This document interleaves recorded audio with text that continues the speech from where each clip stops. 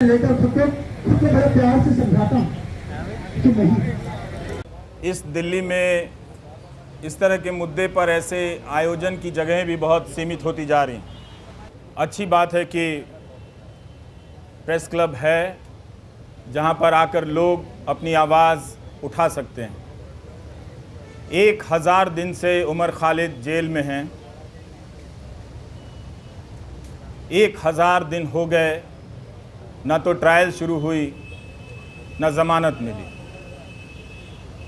हमने तमाम बहसों में, कानून के फ़ैसलों में यही पढ़ा और समझा, अदालतों की टिप्पणियों में देखा और जाना कि ज़मानत अधिकार है और जेल अपवाद है। लेकिन 1000 दिन उमर खालिद के जेल में ही हो गए। और आज आप सभी जो भी इस मौके पर यहाँ जमा हैं, जिन्होंने ट्विटर पर लिखा है, और आप सबके सैकड़ों मोबाइल फ़ोन के ज़रिए जो लाइव लोग देख रहे हैं, उन सब ने एक बहुत बड़ा काम किया है। पूरी कोशिश यही है कि उमर खालिद की लड़ाई भुला दी जाए, लेकिन आप सब ने आकर जता दिया कि लड़ाई भुलाई नहीं जा सकेगी। उसकी अकेले की लड़ाई अंदर की है, लेकिन बाहर भी आप उसकी यातनाओं को जो वो झेल रहे हैं उसे आप महसूस करते रहेंगे। हमने पिछले 9 सालों के दौरान राज्य की हिंसा करने की क्षमता को बदलते हुए देखा है।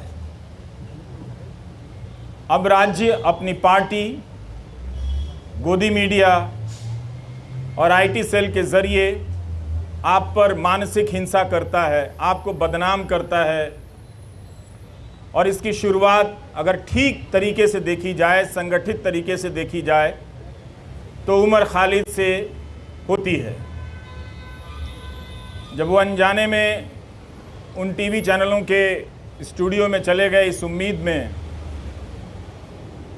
कि इन चैनलों के ज़रिए किसी की बात रखी जाती है, किसी का पक्ष रखा जाता है, मगर जब तक वो जाते तब तक चैनलों ने अपना रुख हमेशा हमेशा के लिए आने वाले 10-12 साल और न जाने और कितने साल के लिए बदल लिया था। तो उस गोदी media, IT cell, political party के ज़रिए एक पीएचडी के छात्र को देशद्रोही के रूप में स्थापित कर दिया गया। समाज की नज़र में उसे कमज़ोर कर दिया गया, जो पहले से ही कमज़ोर था। हमारी आपकी तरह पढ़ने लिखने वाला एक लड़का था जो नहीं जानता था कि उसके पीछे इतनी तैयारी से सिस्टम ने हमले के सामान जुटा लिए। दूसरा तरीका राज्य ने अपनी हिंसा का ये बदला,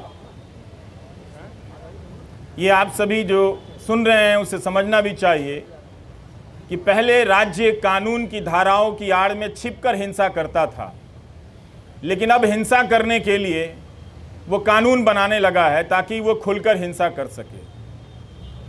ये बदलाव आया है और आज राज्य, हम सब देख रहे हैं, सिर्फ उमर खालिद नहीं हैं, शोमा सेन भी हैं भीमा कोरेगांव केस में, 5 साल से अंडर ट्रायल हैं। जब बड़े बड़े न्यायाधीशों को अंडर ट्रायल के बारे में बोलते हुए सुनता हूँ तो मुझे लगता है कि यही 2-4 केस उन्हें भी नज़र नहीं आते होंगे, या उन्होंने भी अपनी सुविधा के हिसाब से इन कुछ केस को देखना सुनना बंद कर दिया है, इस तरह से कि ये केस छोड़कर बाकी और केस पर बोला जाए। तो कभी भी सबके सामने में है, सुप्रीम कोर्ट ने तमाम टिप्पणियां की है ज़मानत को लेकर, सबके सामने ये बात है, मगर कभी भी 1000 दिन तो सुनवाई चली है दिल्ली की निचली अदालतों में, बेतवा शर्मा ने लिखा है, और कोई 400-300 दिन दिल्ली हाई कोर्ट में इस तरह से ज़मानत को लेकर सुनवाई चलती रही है। इसके बाद भी ज़मानत एक इतनी मुश्किल उम्मीद इस लड़ाई में बनकर सामने आ गई है। यही उम्मीद कर सकते हैं कि कभी कभी न्याय व्यवस्था की अंतरात्मा किसी रात तो जगती होगी, और जब जग जाएगी तो देखेगी कि कानून के हाथ लंबे नहीं, उस कानून के हाथ रंगे हाथ भी होते हैं। उसे नज़र आएगा, वो बात समझ में आएगी कि क्या हो रहा है। हम सब ने यह भी देखा है कि मीडिया के स्पेस से उमर खालिद को धीरे धीरे पीछे की तरफ धकेल दिया गया, किनारे कर दिया गया, ताकि भुलाने की प्रक्रिया में तेज़ी आए। मैं अक्सर सोचता हूं कि जो लोग शुरू में बोला करते थे वो लोग आगे चलकर बोलने की प्रक्रिया से ऊब गए या उस प्रक्रिया के सहयात्री हो गए जिसने ये तय किया है कि हम जब किसी के साथ इस तरह की यातना करेंगे, खूंखार धाराओं में उसे बंद कर देंगे तो उसे भूल जाना होगा, उसे उसके हाल पर छोड़ देना होगा। उमर खालिद की जितनी भी तस्वीरें आई इस दौरान, जहां भी छपी या चंद वीडियो में नज़र आए, मैंने एक हंसता हुआ लड़का देखा, लेकिन उस हंसी को देखकर अपने भीतर उदासी भर जाती थी कि हंसी जो है वो अपने लिए नहीं, वो हम सब के लिए छोड़कर जा रहा है कि आप शायद अपनी ज़िंदगी में सामान्य होंगे। इस वक्त एक ओवल में फालतू का मुकाबला चल रहा है, इंडिया ऑस्ट्रेलिया के मैच में ट्वीट करके अपने आप को क्रिकेट प्रेमी जता रहे होंगे, जता सकते हैं, बिल्कुल अपनी ज़िंदगी जी सकते हैं और ज़िंदगी को उसी रोशनी और संगीत के साथ जी सकते हैं। मगर याद करने का जो फ़र्ज़ था नागरिकों का बहुत लोगों ने भुलाया और ये होते हुए हमने देखा। उनके लिए एक ऐसा विषय बन गया जिस पर लिखना, जिस पर बोलना राज्य से टकराने के जैसा हो गया। वो अपना हिम्मत हारने लगे। लेकिन यहाँ आकर यही लगा कि शायद मैं उन 2-4 लोगों की परवाह कर रहा था। आप हज़ार लोगों को, सैकड़ों लोगों को नहीं देख रहा था जो आप राज्य से लड़ रहे हैं। राज्य कई तरह के सेंसर लगा रहा है, लेकिन फिर भी आप बातों को पहुंचाने के लिए अपने कैमरे हाथ में थाम कर उठाकर खड़े हैं। ये बहुत बड़ी बात है। मैं याद करना चाहता हूं उमर के साथ आज बेतवा शर्मा को भी, जिन्होंने दिल्ली दंगों के मामले में शानदार रिपोर्टिंग की, आज भी की है बेतवा ने, और पहले भी सफूरा के मामले में उन्होंने शानदार रिपोर्टिंग की, और जिसकी वजह से लोगों ने जाना कि नताशा नरवाल, देवांगना कालिता, इन सब के साथ क्या हो रहा है। इन्हें ज़मानत मिली, लेकिन उमर खालिद को ज़मानत नहीं मिली। हम इस केस के बारे में जिस तरह से आज बेतवा ने लिखा है कि दिल्ली पुलिस की गवाहियों में, उसकी दलीलों में कितने अंतर्विरोध, अंतर पाए गए हैं, ये सब डॉक्यूमेंटेड है। और आप सभी को पढ़ना चाहिए कि एक पत्रकार ने, और पत्रकारिता सीखने के लिए भी पढ़ना चाहिए कि अपनी उस बात को कहने के लिए बेतवा शर्मा और उनकी टीम ने कितने हज़ार पन्नों के दस्तावेज़ों को पलटा होगा, और उनके वकीलों ने जो उमर के साथ लड़ रहे हैं उन लोगों ने कितनी कानून की किताबों को पलटा होगा कि इंसाफ और ज़मानत तक के दरवाजे तक उमर खालिद को ले जाएं। मगर लगता है कि वो दरवाज़ा, उस दरवाजे तक पहुंचने का रास्ता बहुत लंबा कर दिया जा रहा है, या शायद उमर खालिद के लिए ही बहुत लंबा है, या शोमा सेन के लिए बहुत लंबा है। स्टेन स्वामी के लिए तो वो दरवाज़ा कभी उस दरवाजे तक पहुंच ही नहीं पाए, इस दुनिया से चले गए। और भीमा कोरेगांव केस में क्या हो रहा है ये सब हम सब देख रहे हैं। नेहा मसीह ने कितनी बार, इन सब चीज़ों को याद करने की ज़रूरत है। वॉशिंगटन पोस्ट के ज़रिए रिपोर्ट की कि भीमा कोरेगांव केस में लोगों के कंप्यूटर में फर्जी फाइलें डाल दी गईं जिससे उन्हें प्रधानमंत्री की हत्या की कथित साजिश के आरोप में आरोपी बनाया जा सके, और लोग इन धाराओं में, इस मामले में कई महीनों से जेल में हैं। इसलिए उमर को याद करना, उमर के साथ साथ इन तमाम मामलों में बंद कर दिए गए लोगों को याद करना भी है। और ये अच्छी बात है कि रोना विल्सन को कोई याद नहीं कर पाता है, शोमा सेन को कोई याद नहीं कर पाता है। वो कुछ बंदिशें लगी हैं, याद करने वालों ने अपने लिए कुछ कायदा चुन लिया है कि हम इन्हें याद करेंगे, इन्हें याद करने में ज़्यादा सुरक्षा है, इन्हें याद करने में ज़्यादा ख़तरा है, तो वो अपनी सुविधा के हिसाब से किसी को याद करते हैं, किसी को याद नहीं करते हैं। तो उसमें उमर खालिद की जगह अब भी ऐसी बनी हुई है, आप लोगों ने बना कर रखा है कि आप लोग उसे याद करेंगे, और जब भी उसे याद करेंगे उसके चेहरे के साथ साथ इन सभी चेहरों का चेहरा सामने आएगा।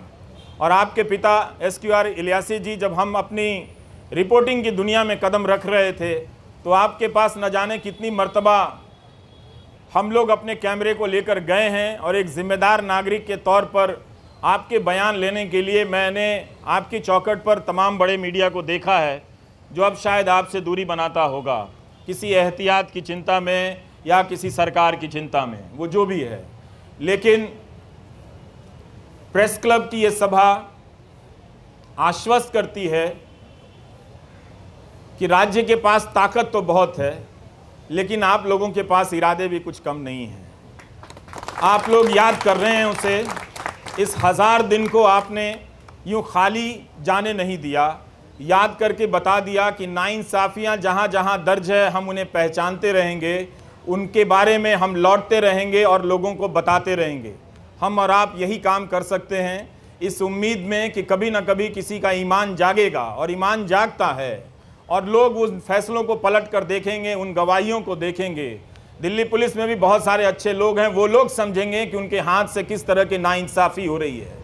उनकी रातों की नींद भी ख़राब होगी किसी वक्त में, जब वो खुद किसी नाइंसाफ़ी के दौर से गुजर रहे होंगे, तो अपने द्वारा की गई नाइंसाफ़ियों को याद तो करेंगे ही। हम सब याद करते हैं, वो भी इंसान है, वो भी याद करेंगे। लेकिन उमर खालिद के लिए लगता है कि सब कुछ एक कठोर दरवाज़ा बना दिया गया है, लकड़ी का ऐसा दरवाज़ा जहां इंसान नहीं खड़ा है, लकड़ी का कुछ लकड़ी की मूर्तियां ही बनी हुई हैं, वही फैसले ले रही हैं, उनका शायद दिल नहीं धड़कता है। हम कोशिश करते रहेंगे कि उमर खालिद के साथ जो मामला है उसको उठाते रहें, आप लोग बोलते रहें। बोलने के लिए बहुत ज़रूरी है कि इस केस के डिटेल में जाएं, जिस तरह से बेतवा शर्मा ने आज रिपोर्टिंग की है।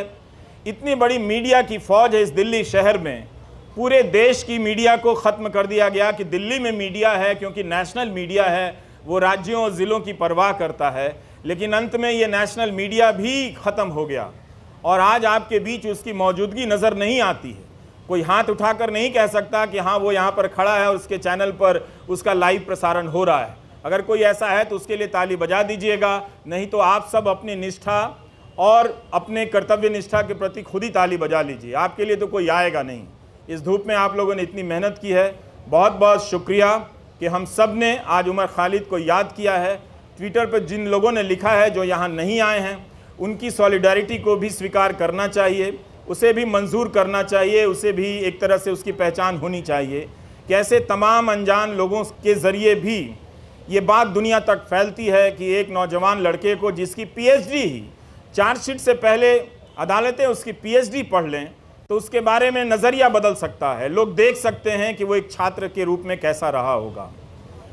उमर खालिद की दोस्त आकांक्षा अपेक्षा प्रियदर्शनी का मैं एक नोट पढ़ रहा था कि जब वो मिलने गईं और उमर खालिद ने बताया कि कोविड के दौरान सुप्रीम कोर्ट के आदेश से कई लोगों को जेल से बाहर जाने की इजाज़त दी गई, और जब वो लौट कर आए तो उन्होंने पूछा कि आप अभी तक यहीं हैं। मतलब उस महामारी में भी किसी को ये याद रहा कि इस एक कोई उमर खालिद है जिसे बाहर नहीं भेजना है। उस महामारी में भी उसकी पहचान याद रखी गई, उसकी निशानदेही को याद रखा गया। इस तरह की नाइंसाफ़ियाँ जो एक आम कैदी को मिलनी चाहिए, वो भी उसे नहीं मिलती नज़र आ रही हैं। ये बहुत चिंता की बात है। और जब तक ये है, अदालतों के मंच से बड़े बड़े न्यायाधीशों का बोलना हमें खाली सा लगता है, हल्का सा लगता है कि वे अंडर ट्रायल और अधिकारों की बात बहुत संजीदगी से करते हैं। कई बार ऐसा लगता है कि शायद वो बात कहने के लिए करते हैं, नहीं तो ये बात अपने फैसलों में ही पलट कर देख लेते कि जब सबके लिए वो फैसला हुआ था तो क्यों इस व्यक्ति के लिए, क्या वो व्यक्ति इतना ज़्यादा खतरनाक है।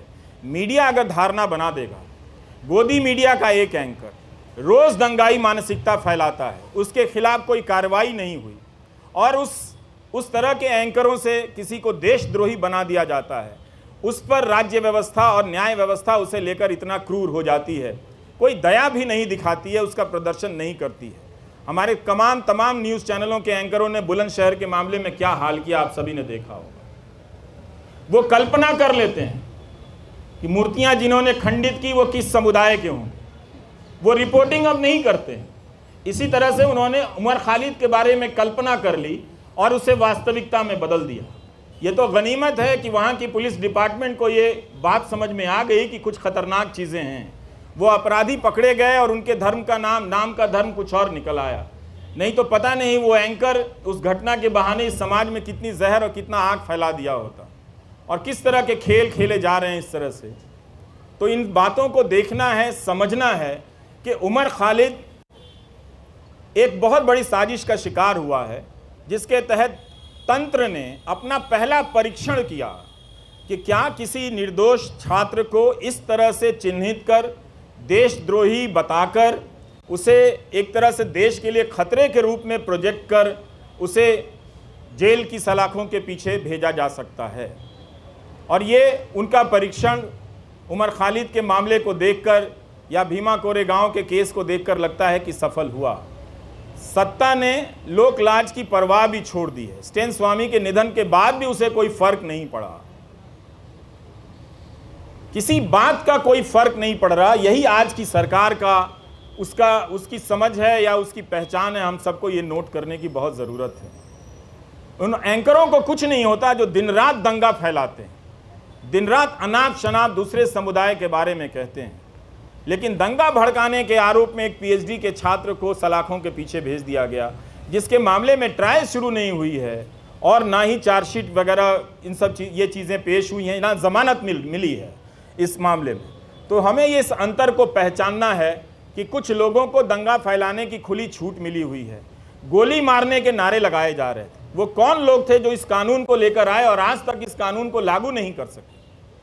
इस कानून को लागू करने के नियम तक नहीं बनाए गए, लेकिन 2019 के दिसंबर में आप जाकर देखिए लौटकर, तो इस तरह से सब कोई चिल्लाता था, चीखता था सरकार की तरफ से कि इस कानून को सूर्योदय से पहले ही लागू हो जाना चाहिए, ताकि दिन के निकलने से, सूरज के निकलने के साथ ही हम सब इसे लागू करें और देश को बचा लें। मगर अब उस कानून का नाम वो उन इलाकों में ही जाकर नहीं लेते। अब उस कानून का खौफ मणिपुर में भी पैदा हो गया है। वहाँ भी कुकी जनजाति के लोग इस बात से चिंतित हैं, घबराए हुए हैं कि क्या कहीं ऐसा होगा कि हमें भी एनआरसी की यातनाओं से गुजरना होगा। तो मणिपुर को लेकर देख लीजिए या दिल्ली दंगों को लेकर, जिसकी जवाबदेही तय होनी चाहिए थी गृह मंत्री की, उनकी जवाबदेही तय नहीं हुई, आज तक तय नहीं हुई। गोली मारने के जो नारे लगा रहे थे उनका मंत्रिमंडल में प्रमोशन हो जाता है। सुप्रीम कोर्ट को कहना पड़ा दिल्ली पुलिस से कि ये जो नारे लगा रहे हैं वो मेडिकल प्रिस्क्रिप्शन नहीं है। इसके बाद भी जो व्यक्ति शांति की अपील करता रहा, शांति की बातें करता रहा, वो दंगों की साजिश के आरोप में जेल में इस तरह से बंद कर दिया गया है। तो इस 1000 दिन को आप याद रखें। ये 1000 दिन सिर्फ उम्र के नहीं हैं, ये 1000 दिन भारतीय नागरिक समाज, न्याय व्यवस्था के अफसोस के दिन भी हैं, उनके शर्म के भी दिन हैं। नमस्कार, थैंक यू।